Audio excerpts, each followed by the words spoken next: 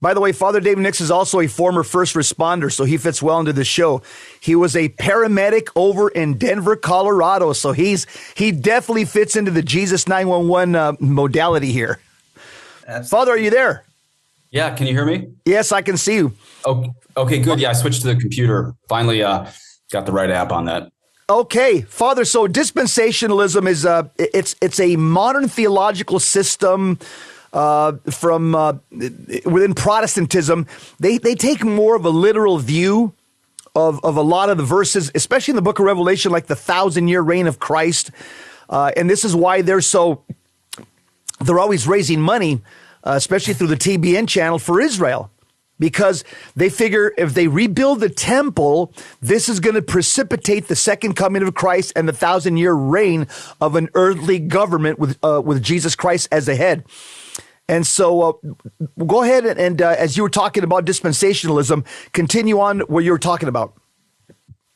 So in the year 500 BC, the one true religion in the world was Judaism. 300 BC, Judaism. 100 BC was Judaism. How about the year 5 AD? It's Catholicism, whether that be Ethiopian Catholicism, Roman Catholicism, Byzantine Catholicism.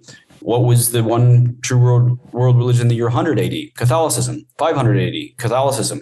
There's no lesser lights, like a certain bishop out there says, right? In fact, John 1 says that Christ is the light that enlightens every man on the planet, even through natural law, even before divine revelation. There's no such thing as lesser lights. There's only one light of the world, and that is Christ, right? Okay, man. So dispensationalism, it's a very interesting heresy. What I find so fascinating about the dispensationalist heresy is it's so new on the scene that, most of your listeners know that Protestantism is 500 years old. This heresy started in the 1830s with a guy named John Darby. And basically his teaching was God's original plan was Israel. God's original plan was the Jews. Now, we as Catholics, Paul alluded to this by mentioning the Old Testament is the shadow and the type, and it's fulfilled in Christ, right? Matthew chapter 5:17. Jesus himself says, I did not come to abolish the law, but to fulfill the law. Matthew 5:17. And so the fulfillment of the old law is the new law, which is Christ and the Catholic Church. But for John Darby and his friends, their teaching was God's plan was always Judaism. But then he had this kind of plan B concessionary idea that he's going to kick part of the truth to the nations, namely Christianity. But at the end of time, he's going to revert to plan A. He's going to get rid of plan B, which is Christianity. He's going to revert back to plan A, which is Judaism and Israel. And another problem is the dispensationalists, they can't make a delineation between the Israel of the Old Testament and the Israel that began in 1948 in Israel. So when they read the Bible and there's all these things about Israel in the Old Testament, they get really excited because they think this is the same thing as the state that was established in 1948. So what happens is in the 1830s, 1840s, 1850s, it ends up dying down. People aren't too excited about dispensationalism. But what happens in the 1950s in the United States is this gets resuscitated. American Protestants look at the establishment of the state of Israel, and then they dig up Darby and they're like, this is perfect. This seems to be what's happening. We Christians are going to get placed where we should be, which is placed slot B. Maybe this worked for a little while to have this concessionary revelation of Christ priest to the nations, but ultimately Jews equal God's people equals Israel. Yes. And we have to reestablish this, that we have to keep this state of Israel that's established, and we have to make sure it has strong military power for Christ to return. And this is the basis of all those Left Behind movies with Kirk Cameron.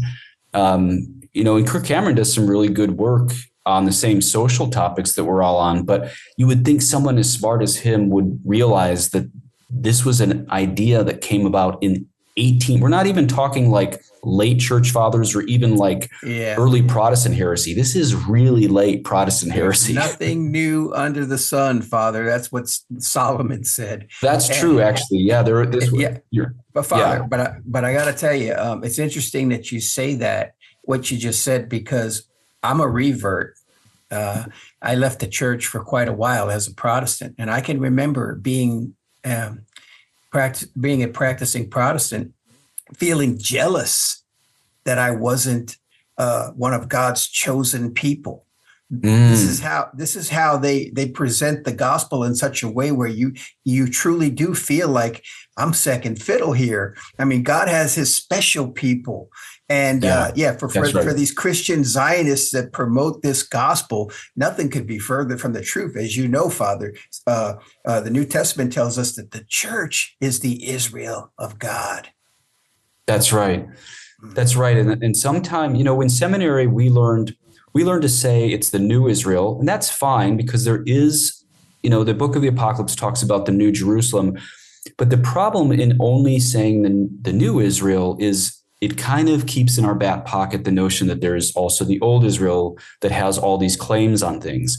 But Paul doesn't actually use the word in Galatians, new Israel. He just says the church is the Israel. Israel right? of God. He says the Israel of God. Yeah. Yes. That's right. Absolutely. And Paul, it's interesting. You had a real mild correction to me. There's nothing new under the sun. It's funny you say that because here on the island of Patmos, where St. John was exiled, it turns out one of the heretics that he stood against, I don't think this was on Patmos, but I think it was before he got exiled here. There was a very not so well-known heretic these days, but his name was Cerinthius. And Cerinthius taught 1,000-year reign. This is the heresy of millennialism. Oh, and this was already in the first century. And so what happened is, if you look in the stories of the accounts, rather, of all the heresies of all the centuries written by St. Alphonsus Liguori. So this is a doctor of the church. This isn't just, me digging up devotional stuff. A doctor of the church listed all the heresies.